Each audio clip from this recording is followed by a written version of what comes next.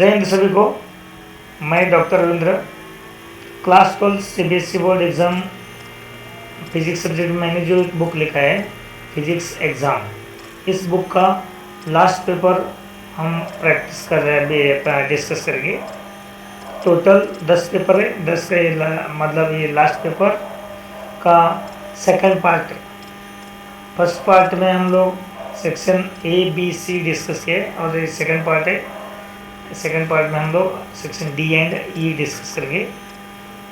ये 10 पेपर अच्छे से आप लोग प्रैक्टिस किया और कहाँ प्रॉब्लम होता था उधर आप ये वीडियो देख लीजिए, ताकि आपको बोर्ड एग्ज़ाम में बहुत अच्छा हेल्प हो जाएगा। चलिए अभी स्टार्ट करते हैं। Section D।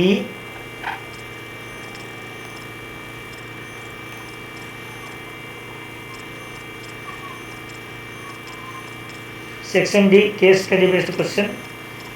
उसका पहला क्वेश्चन है 90 नंबर क्वेश्चन। उसमें जो एक पैराग्राफ दिया है, ये पैराग्राफ रजिस्टिविटी के ऊपर डिपेंड है, मतलब करंट इलेक्ट्रिसिटी का चैप्टर रिलेट कर रही है। तो ये पैराग्राफ आप अच्छे से पढ़ेंगे तो क्वेश्चन बाद में क्वेश्चन का आंसर दे देंगे। मैं डायरेक्ट क्वेश्चन आंसर कर देता हूँ। Which material typically have a larger temperature coefficient of resistivity? Semiconductor का टेम्परेचर कोएफिशिएंट ऑफ रेसिस्टिविटी सबसे ज़्यादा होता है कंडक्टर इंसुलेटर से, इंसुलेटर के कंपेयर में। तो question number 2, how does the resistance of the metallic conductor change if its temperature remains constant but its shape is altered? Then shape change होने से रेजिस्टेंस चेंज नहीं होता है। It is independent of shape of the object और the conductor, so resistance remains constant. Question 3, at temperature 0 Kelvin the resistivity of the metallic conductor is 30.8 ohm metre. Let us say the temperature is increased by 100 K and the temperature coefficient of resistivity is given by 0.009. Find the new resistivity. So इसके लिए formula है जो इधर paragraph में दिया है, देखो यही फॉर्मूला यूज करेंगे। Rho equal to rho naught with in bracket 1 plus alpha T minus T0। Alpha is here temperature coefficient of resistivity. So alpha का वैल्यू दिया है 0.009 एंड इनिशियल रेजिस्टिविटी है at 0 Kelvin and at temperature 100 Kelvin।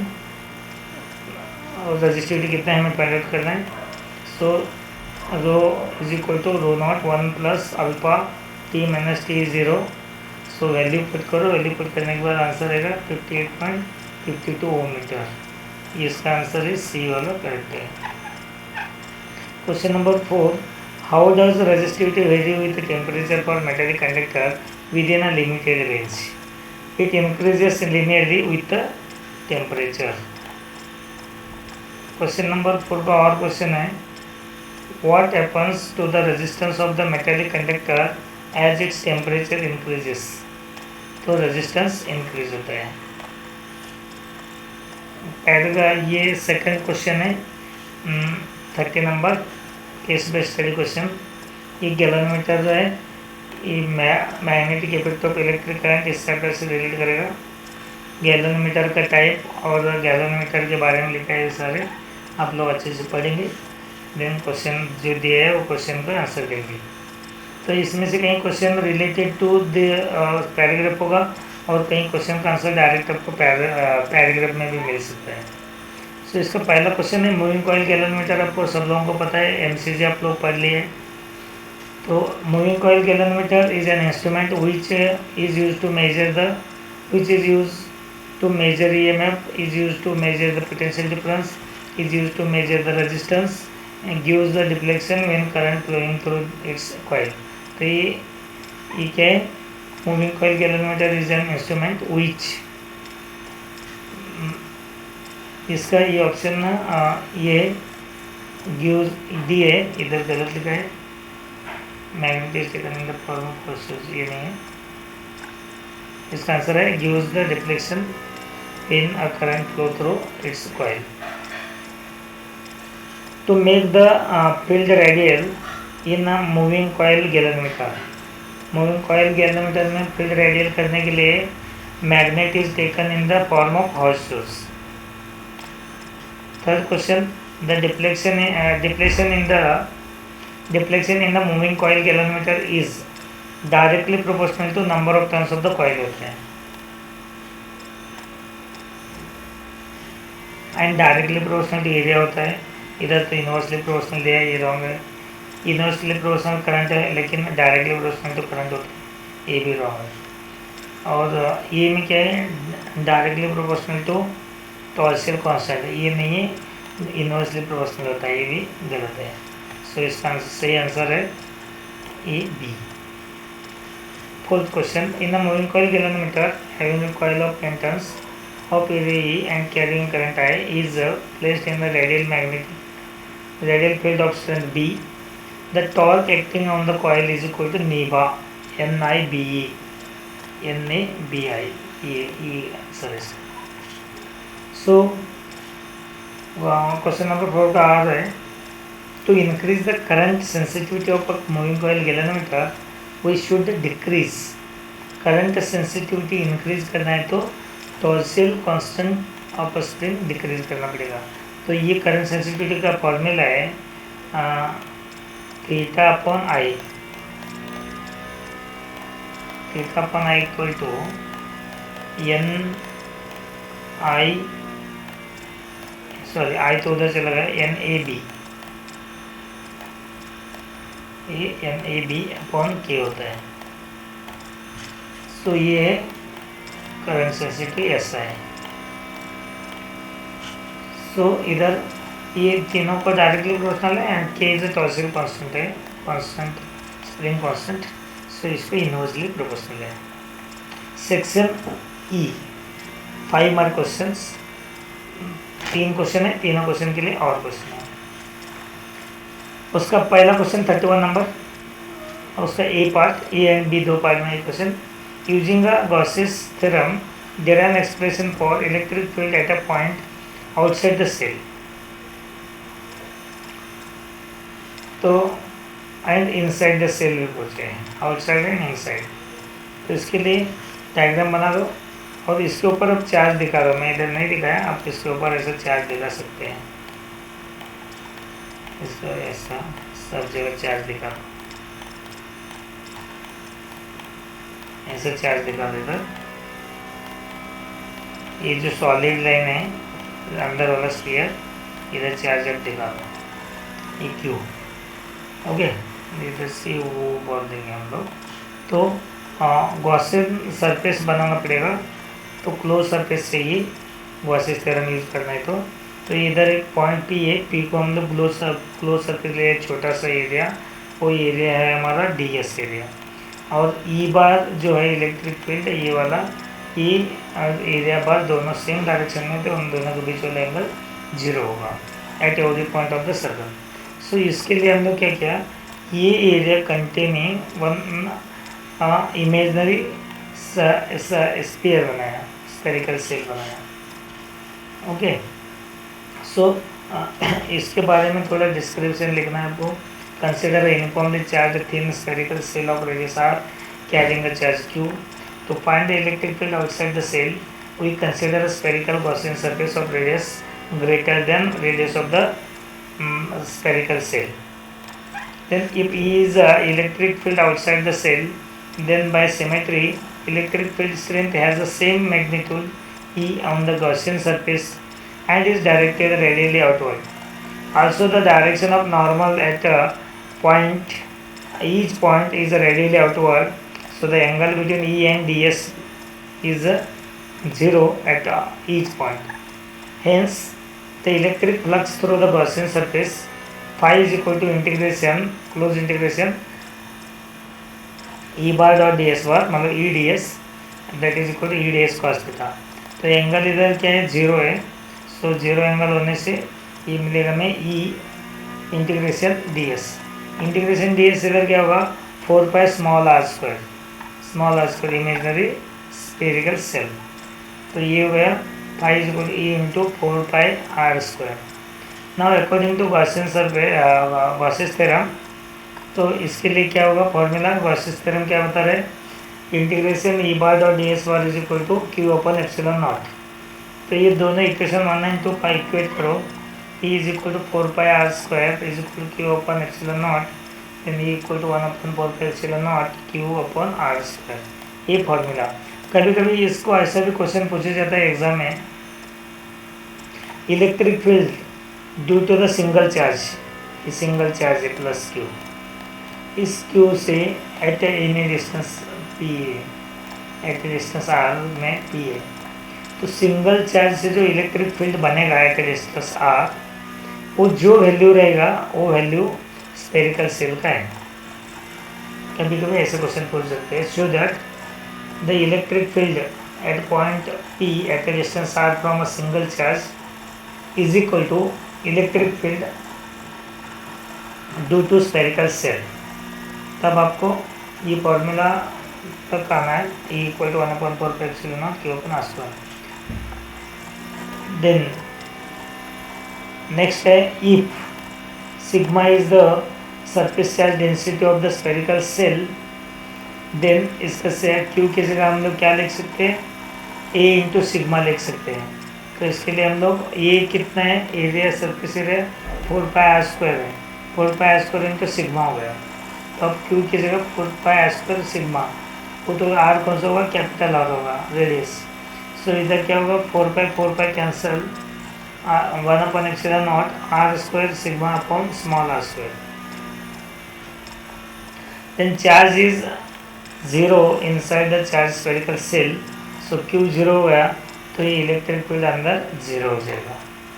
दस electric field at each point inside the charge thin spherical shell is 0।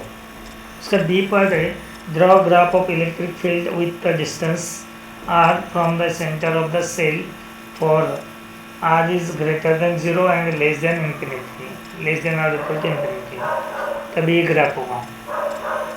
इधर r है और actually इसके अंदर के साइड में ये अगर हमने स्फीयर बना दिया ऐसे स्फीयर, तो अंदर के साइड में इलेक्ट्रिक फील्ड 0 होता है, तो इधर कुछ नहीं दिखाया, तो ये सिर्फ आउटसाइड वाला दिखाया, ये अंदर कुछ नहीं होगा, तो ये सिर्फ इतना कर होगा, बाहर हो इनवर्सली प्रोपोर्शनल है।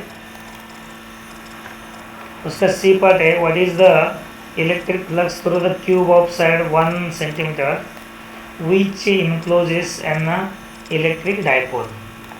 इलेक्ट्रिक डाइपोल बोला है, इलेक्ट्रिक डाइपोल मतलब अंदर क्या होगा? प्लस क्यू एक होगा और माइनस क्यू एक होगा। देन प्लस क्यू के लिए जो इलेक्ट्रिक फ्लक्स होगा और माइनस क्यू के लिए जो इलेक्ट्रिक फ्लक्स होगा, then net electric flux 0 because independent of the shape and size, तो ये लेन का कोई सवाल ही नहीं आता है। And net charge of the electric dipole is 0, इसके लिए वो आंसर होगा 0।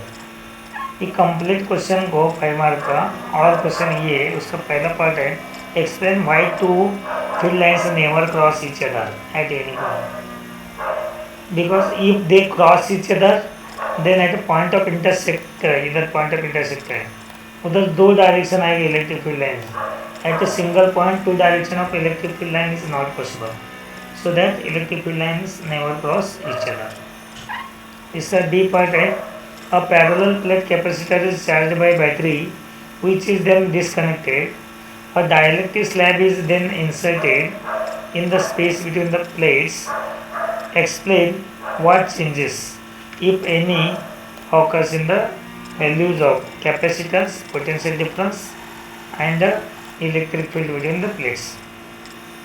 देखेंगे 1 by 1 क्या क्या चेंजेस होता है कैपेसिटेंस में, पोटेंशियल में एंड इलेक्ट्रिक फील्ड में। बीच में क्या डाला हमने? डिस्कनेक्ट करके बीच में डाइलेक्ट्रिक स्लैब डाल दिया। तो पहले क्या है कैपेसिटेंस का formula, C is equal to K epsilon naught A divide by D, V is equal to Q D upon K epsilon naught A, और E is equal to V upon D होता है, तो इधर क्या आएगा formula? Q upon K epsilon naught A. The capacitance of the capacitance increases with k times. k times capacity increase होगा. इधर क्या होगा, potential decrease with k times, तो 1 by k टाइम्स. फिर नेक्स्ट इलेक्ट्रिक फील्ड डिक्रीजेस क्योंकि k नीचे है, electric field से डिक्रीजेस. ये 3 क्वेश्चन हो गए. Question number 32. Describe briefly working of transformer with the help of label diagram. And B part है write any two sources of energy losses in the transformer. Transformer describe करते time उसका principal लिखना है, structure लिखना है, working लिखना है. Principal क्या है इसका ट्रांसफार्मर का? It works on the mutual inductance. It works on the principle of mutual induction. इसमें 2 कॉइल होते हैं, primary coil and secondary coil. Construction कैसे है, इधर दिया है डायग्राम में भी. कंस्ट्रक्शन में क्या है, it consist of laminated core of soft iron on which 2 coils of insulated copper wire are separately wound. These coils are kept insulated from each other and from the iron core, but are coupled through mutual induction. The number of turns in these coils are different. Out of these coils, one coil is called as a primary coil and other coil is called as a secondary coil. The terminals of the primary coils are connected to the AC mains and the terminals of the secondary coil are connected to the external circuit in which alternating current of desired voltage is required. Transformers are 2 types. ये transformer का एक example आपका mobile charger का example ले लो. इस mobile charger में भी transformer होता है. ये transformer step up step down होता है. प्राइमरी में नंबर ऑफ टर्न्स ज़्यादा होता है, जो हम लोग ये एसी मेन को कनेक्ट करते हैं. और ये जो हम लोग निकल रहे इधर से 6 वोल्ट निकल रहे, तो ये 6 वोल्ट हमें मिल रहा है डीसी, तो ये हाई वोल्ट से लो वोल्ट ले रहा है. तो हाई वोल्ट मतलब प्राइमरी में टर्न ज़्यादा होगा number of turns and secondary में नंबर ऑफ टर्न्स कम होगा. सेकेंडरी का जो पार्ट है हम मोबाइल कनेक्ट करते हैं और प्राइमरी का जो पार्ट है ये हम लोग मेन एसी मेन स्विच को कनेक्ट करते हैं. सो 2 टाइप का ट्रांसफार्मर हम देखा, और एक स्टेप अप है step down. Step up transformer में क्या होता है, देखो सेकेंडरी प्राइमरी में कॉइल कम है, नंबर ऑफ टर्न्स सेकेंडरी में ज़्यादा है. स्टेप डाउन ट्रांसफार्मर में प्राइमरी में कॉइल ज़्यादा है और सेकेंडरी में नंबर ऑफ टर्न्स कम है. Working. When alternating current source is connected to the ends of the primary coil, the current changes continuously in the primary coil, due to which the magnetic flux linked with the secondary coil changes continuously. Therefore, the alternating EMF of same frequency is developed across the secondary. Let Np be the number of turns in the primary and Ns be the number of turns in the secondary coil, and phi is the magnetic flux linked with each turn. We assume that there is no leakage of a flux, so that the flux linked with each turns of the primary coil and secondary coil is the same. According to Faraday's laws of EMF induced in the primary coil, in Faraday's law, in the EMF induced in the primary coil, EP is equal to minus NP d phi by dt, or the delta phi upon delta t. And in EMF induced in the secondary coil, ES, इधर लिखा हमने ES equal to minus NS d phi by dt, और delta phi by delta t. Then EP upon ES करो, that is equal to NP upon NS मिलेगा. If the resistance of the coil is negligible, then the EMF induced in the coils will be equal to the potential difference. Therefore, Vs upon Vp is equal to Es upon Ep is equal to Ns upon Np.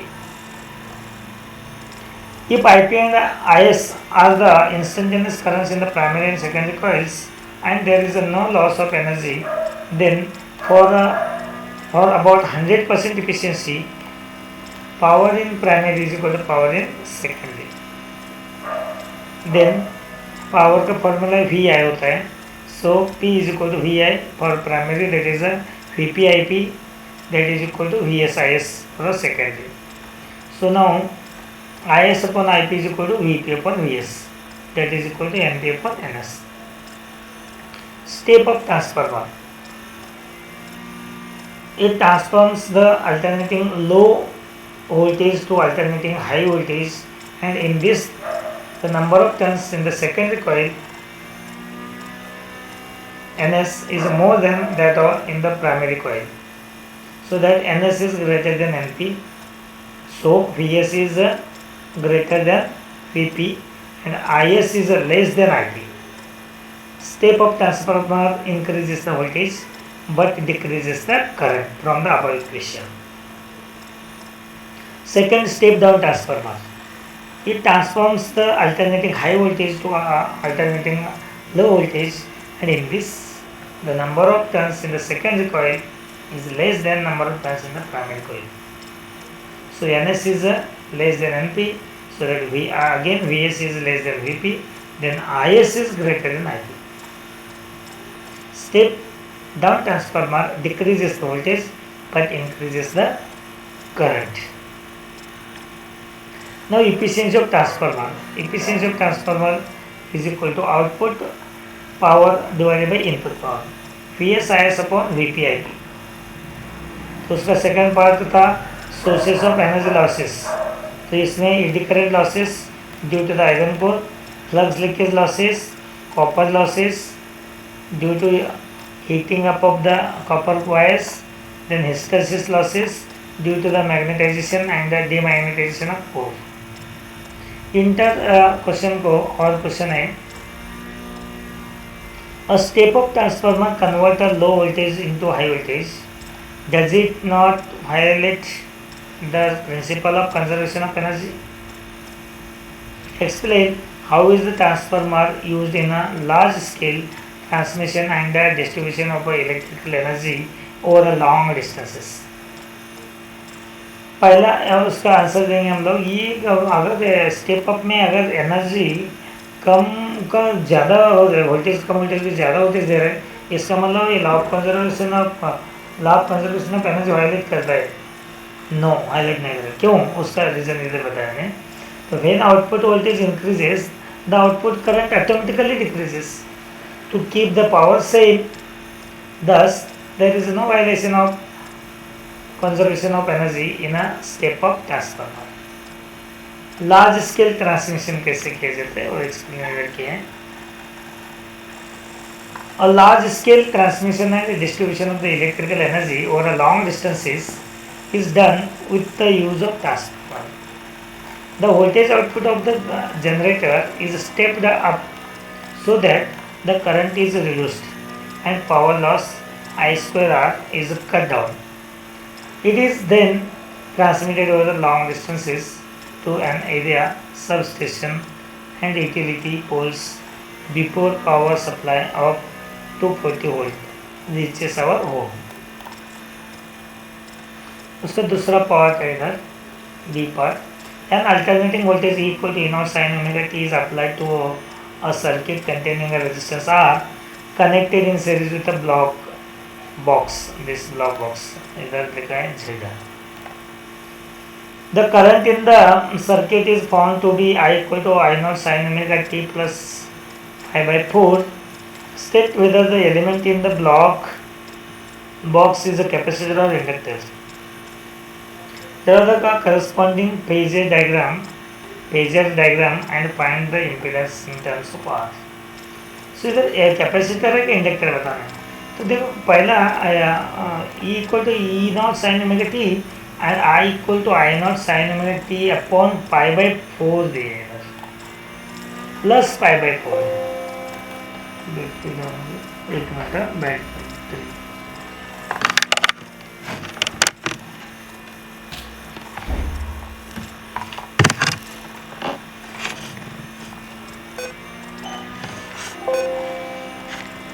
तो इसके लिए ये capacitor है क्या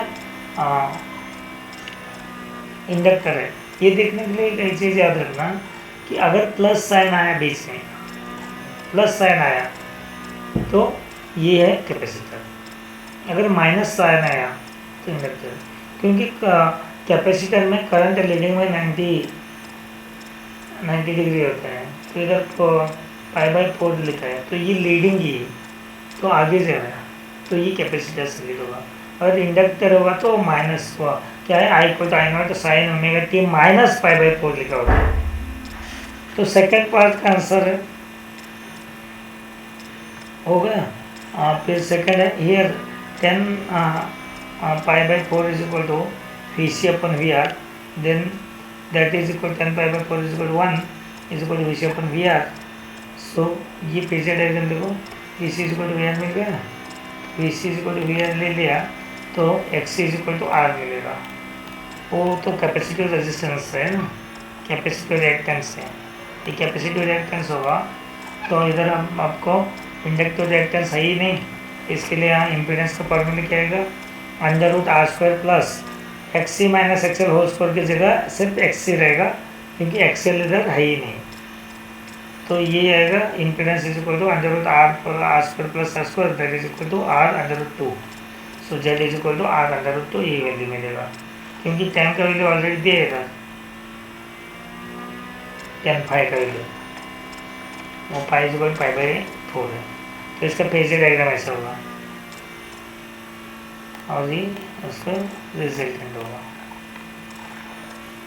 question number 33, describe diffraction of a light due to a single slit, explain formation of pattern of the fringes obtain on the screen and plot showing a variation of intensity with the angle theta in the single slit diffraction. Single slit diffraction explain करना है आपको with diagram and उसके बाद आप लोगों को बाद में एक ग्राफ भी प्लॉट करना है। तो सिंगल स्लिट के लिए डायग्राम बनाए, देखो अच्छे से, ये है हमारा स्लिट, उसका स्लिट का विड्थ ले लेंगे हम लोग स्मॉल ए लिया ना, स्लिट का विड्थ के लिए स्मॉल ए, ओके, ये स्मॉल ए स्लिट का विड्थ होगा। तो जब ऐसा ही डायग्राम होता है, पहला सेंट्रल मैक्सिमा के लिए ये दोनों पेज डिफरेंस 0 हो जाएगा, ऐसे ये मिलेगा डायग्राम। तो पेज डिफरेंस 0 मतलब ये सेंट्रल मैक्सिमा होगा। P is at any point at a distance y ले लेंगे फ्रॉम C। सो इधर एंगल देखो, BN, BP एंड AP, ये दोनों डिस्टेंस देखो ऐसा, इधर से इधर तक का BP इज ग्रेटर देन, इधर देखो PP इज ग्रेटर देन, इसमें BP ज़्यादा है AP से, कितना ज़्यादा है, इधर से अगर मैंने परपेंडिकुलर से डाल दिया तो अभी सेम हो रहा है, NP एंड AP सेम है, तो ज़्यादा कितना है, BN है, PN is a path difference. Okay, अगर इन दोनों के बीच वाला एंगल अपने मान ले थीटा, एंगल थीटा है, ठीक है, तो ये BN कितना आएगा, BN इज इक्वल टू, इधर अगर A होता A साइन थीटा, ये विड्थ A है ना, A साइन थीटा। तो इसका एक्सप्लेनेशन दिया पहले टू लाइन्स में, देखो, when a monochromatic light is made incident on a single slit, we get the diffraction pattern on the screen placed behind the slit. The diffraction pattern contains bright and dark bands. The intensity of central band or the central fringe is maximum and goes on decreasing on both sides. Let AB be the slit of width A, small a, and parallel beam of monochromatic light is incident on it. According to Fresnel diffraction pattern is the result of superposition of large number of waves starting from a different points of illuminated slit. Let theta be the angle of diffraction for waves reaching at a point P of a screen, and AN the perpendicular drop from A on the wave diffracted from B. ये वाला AN इधर से ये वाला part.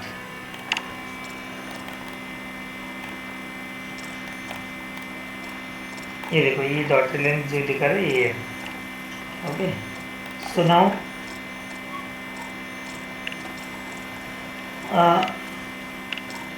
the path difference between the rays diffracted at point A, point C and B, that is equal to BP minus CP, that is equal to BL. So in triangle ANB, angle ANB is 90, so that BN equal to AB sin theta, that is equal to small a into sin theta. ये होगा path difference. Central maxima के लिए path difference 0 होता है. At the centre point C of the screen the angle is 0. इस सी में angle कितना हमें मिलेगा? इधर एंगल 0 है, दोनों का ऐसा आया. ये देखो इस सेम सी में, सो एंगल 0 हो गए. Hence the waves starting from all the points of the slit arrives in the same phase. This gives the maximum intensity at the central point C. फिर सेकेंड से मिनिमा देखो. Second से minima. Now we divide the slit into two equal halves OA and OB, each of width A/2. Now for every point M1 is OA. इधर देखो diagram में every point, इसका दो half में convert divide किया हम लोगों ने. इधर होगा A/2, नीचे होगा A/2. Okay, eight every point of M1 in OA there is a corresponding point M2 in OB such that M1 M2 is equal to A/2. Then the path difference between the waves arriving at point P and the starting from M1 and M2 will be A/2 sin theta is equal to lambda by 2. This means that the contributions from the two holes of slit OA and OB are opposite in phase and so cancel each other. Thus, equation 2 gives the angle of diffraction at which intensity falls to 0. That is called as a minima. Similarly, it may be shown that the intensity is 0 for sin theta is equal to n lambda by E, with the n as an integer. Thus, the general condition for a minima is a sin theta is equal to n lambda. तो ये interference pattern में वो bright fringe के लिए n lambda था. इधर है ये मिनिमम इंटेंसिटी के लिए डार्क फ्रिंज. सेकंड मैक्सिमा के लिए क्या फॉर्मूला होगा? Let us now consider the angle theta such that sin theta is equal to 3 lambda by 2e, which is midway between the two dark bands given by sin theta is equal to theta, so that lambda upon a and sin theta is equal to theta, that is equal to lambda upon 2a. Let us now divide the slit into three parts.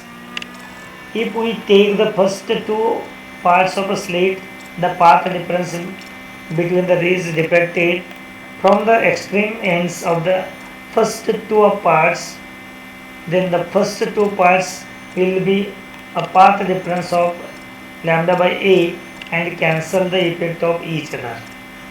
The remaining third part will be contribute to the intensity. इसके लिए हम लोगों ने 3 lambda by 2a लिखा है third part, and will be contribute the intensity at a point between the two minima. Clearly there will be maximum in between first two minima, but this maxima will be of a much weaker intensity than central maxima. This is called as a first secondary maxima. In a similar manner, we can show that there are secondary maxima between any two consecutive minima, and the intensity of maxima will go on decreasing with the increase of order of maxima.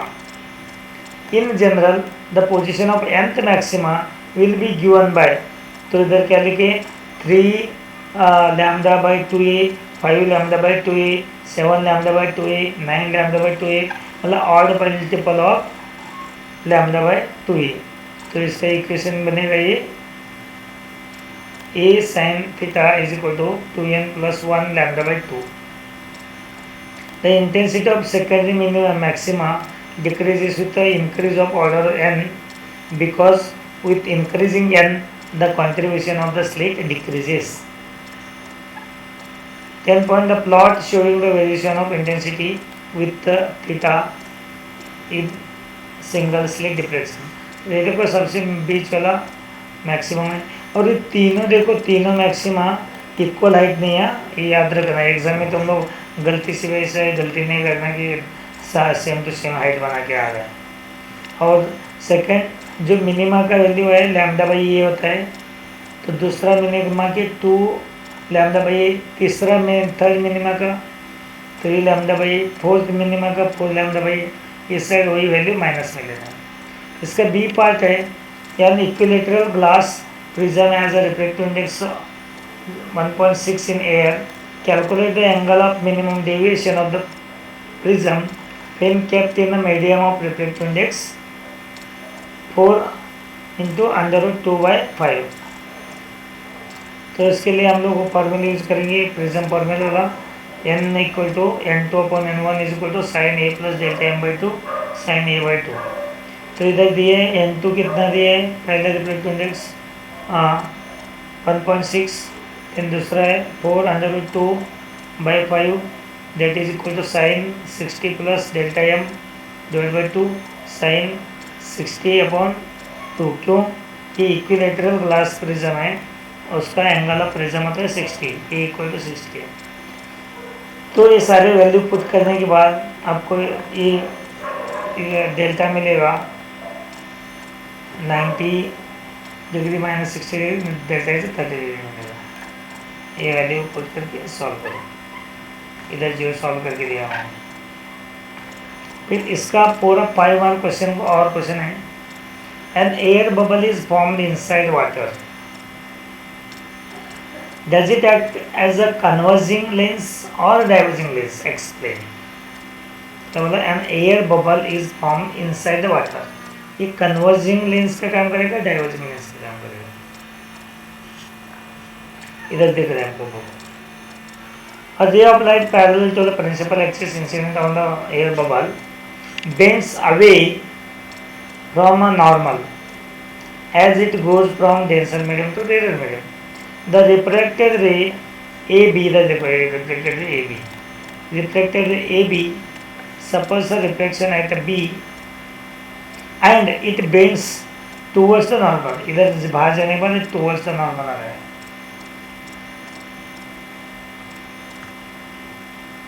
The refracted ray at B and D when produced backward, जब इनको backward produce करेंगे तो इधर I बनेगा, आई पे meet करेगा,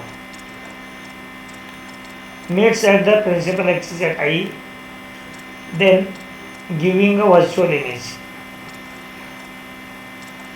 the air bubble diverges the rays of light so it behaves like a diverging lens. ये बाहर जा रहे हैं, इधर से ऐसे बाहर बेंड कर रहे हैं, ये डाइवर्जिंग लेंस का काम करेगा। उसका बी पार्ट है, what is the total internal reflection, hence there are an expression for critical angle in terms of speed of light in two media. Total internal reflection हमको पता है, when ray of light travelling from denser optically denser medium to rare medium at an angle greater than the critical angle, it reflects back into the denser medium और same medium. इस phenomena को जैसे total internal reflection, उसका diagram बनाया जाए। देखो जैसे जैसे मैं एंगल बढ़ा रहा हूँ तो रिफ्लेक्टेड एंगल ए भी बढ़ते जा रहे हैं। इस स्टेज में क्रिटिकल एंगल पे 90 हुआ है, मतलब angle of incident for which angle of reflection is 90 degree, that is called as critical angle. तो क्रिटिकल एंगल से और ज़्यादा एंगल किया तो रे वापस सेम मीडियम आ जाएगा। सो उसके लिए हम लोग रिफ्लेक्टिव इंडेक्स इक्वल फॉर्मूला क्या होगा, n1 is equal to sin A upon sin R. For total internal reflection to occurs, I is greater or equal to critical angle. At a critical angle IC, the angle of reflection is R equal to 90. इधर 90 put करो, इधर IC put करो. So hence N21 is equal to sin IC upon sin 90, that is equal to sin IC. Then N21 is equal to 1 upon N12, so that 1 upon N12 is equal to sin IC, then N12 is equal to 1 upon sin IC. Thus refractive index of the denser medium with respect to the rarer medium is equal to 1 upon sin IC. So इस तरह 10 paper ख़त्म हो गया. ये 10 paper आप भी cover करो अच्छे से पढ़ के. 10 पेपर आप घर कवर किया मतलब पूरा सिलेबस. इसमें सारे डेरिवेशन कवर किए हैं सारे चैप्टर के, और मेन इंपॉर्टेंट न्यूमेरिकल्स कई क्वेश्चन इसमें डिस्कस किया. 10 का 10 पेपर मतलब पूरा सिलेबस है. अच्छे से पढ़ लो. All the best.